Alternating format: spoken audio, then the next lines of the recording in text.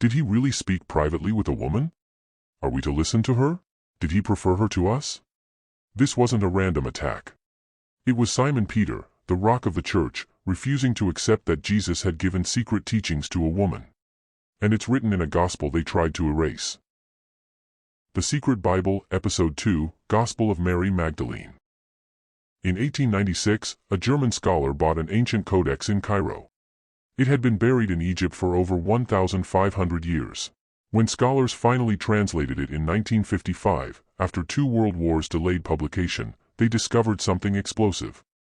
A gospel where Mary Magdalene is the most enlightened disciple, where she receives secret visions, where she challenges Peter's authority, and where another disciple has to defend her right to teach. The Gospel of Mary survives in fragments. Pages 1 through 6, gone. Pages 11 through 14, missing. Only 8 pages remain. And the reason it's fragmentary isn't accident, it's evidence. This text was so dangerous that it wasn't copied, wasn't preserved, wasn't allowed to circulate. It almost disappeared completely. The New Testament tells us Mary Magdalene was the first witness to the resurrection. Jesus appeared to her first, not to Peter. She was called Apostle to the Apostles. But in Orthodox Christianity, that's where her story ends. In this banned gospel, that's where it begins. After his resurrection, Jesus tells the disciples, "The Son of Man is within you. Follow after him. Those who seek him will find him.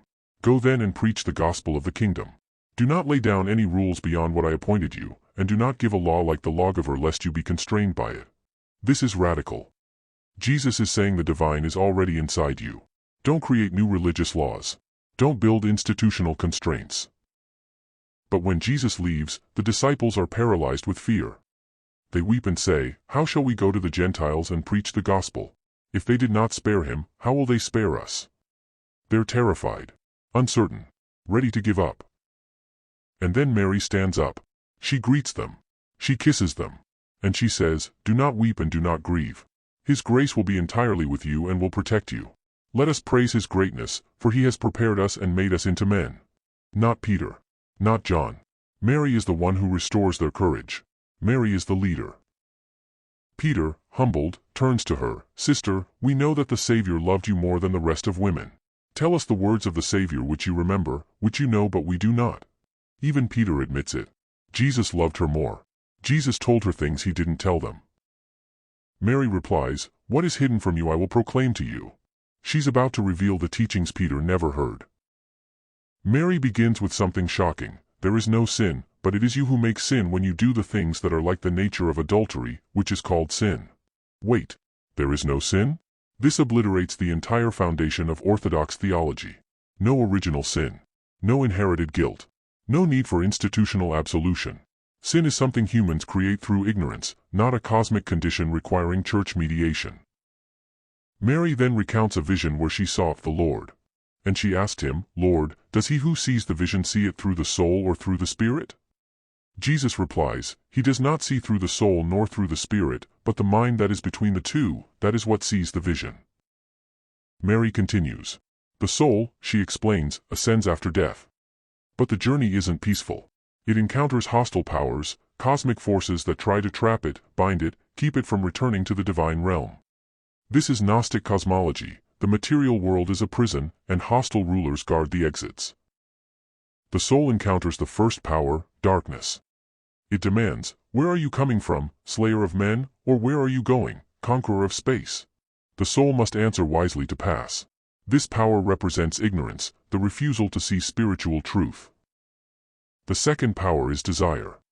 The soul must overcome attachment to the material world, wealth, pleasure, status, physical existence itself. Orthodox Christianity says desire for the wrong things is sinful. Mary's teaching goes further. Attachment to anything material, even good things, traps the soul. The third power is ignorance itself. Not simple lack of knowledge, but active spiritual blindness. The soul asks, "Why do you judge me, although I have not judged?" This power tried to bind the soul with judgment and condemnation. But the enlightened soul refuses the trap. Finally, the soul faces the 7 forms of wrath, the ultimate test. These aren't metaphors. In Gnostic theology, these are real cosmic powers, archons, that actively work to keep souls trapped in material existence. The soul must see through their authority and recognize its own divine origin. When the soul recognizes itself, when it knows it came from the divine and is returning there, the powers lose their grip. Mary explains, "I did not see you descending, but now I see you ascending. Why do you lie since you belong to me?" The soul claims its freedom. It rises, and it enters rest. Do you see the problem? In Mary's teaching, salvation doesn't come from Jesus' death on the cross. It comes from gnosis, inner knowledge of your divine origin. You don't need baptism from a priest. You don't need communion. You don't need the church at all. You need enlightenment. And according to this gospel, a woman is the one teaching it. When Mary finishes, Andrew speaks first. "Say what you wish to say about what she has said. I at least do not believe that the Savior said this. For certainly these teachings are strange ideas." He's rejecting her authority outright. Then Peter explodes. Did he really speak privately with a woman and not openly to us? Are we to turn about and all listen to her? Did he prefer her to us? This is the heart of it. Peter can't accept that Jesus would give secret teaching to a woman, that a woman would have spiritual authority over men. Mary weeps. She turns to Peter and says, "My brother Peter, what do you think? Do you think that I have thought this up myself in my heart, or that I am lying about the Savior?"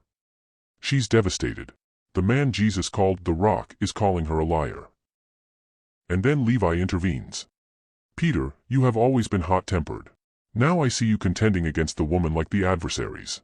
But if the Savior made her worthy, who are you indeed to reject her? Surely the Savior knows her very well. That is why he loved her more than us." Do you see why this gospel had to disappear? If salvation comes from inner knowledge, you don't need priests. If there's no sin requiring absolution, you don't need sacraments. If women can receive visions and teach, you can't justify male-only clergy. And if Jesus preferred a woman to Peter, the entire foundation of apostolic succession collapses. By 180 CE, Bishop Irenaeus is writing condemnations. He attacks heretical communities where women prophesy, teach, and lead worship. He's furious that some Christians let women speak with authority. The Gospel of Mary isn't just wrong theology to him, it's evidence of a world he's trying to destroy. Tertullian, another church father, writes, "These heretical women, how bold they are. They dare to teach, to engage in argument, to exorcise, to promise cures, perhaps even to baptize." And then he declares, "It is not permitted for a woman to speak in the church, nor to teach, nor to baptize, nor to offer the Eucharist." This is the environment. Women's spiritual authority is being systematically erased. So the Gospel of Mary simply stops being copied.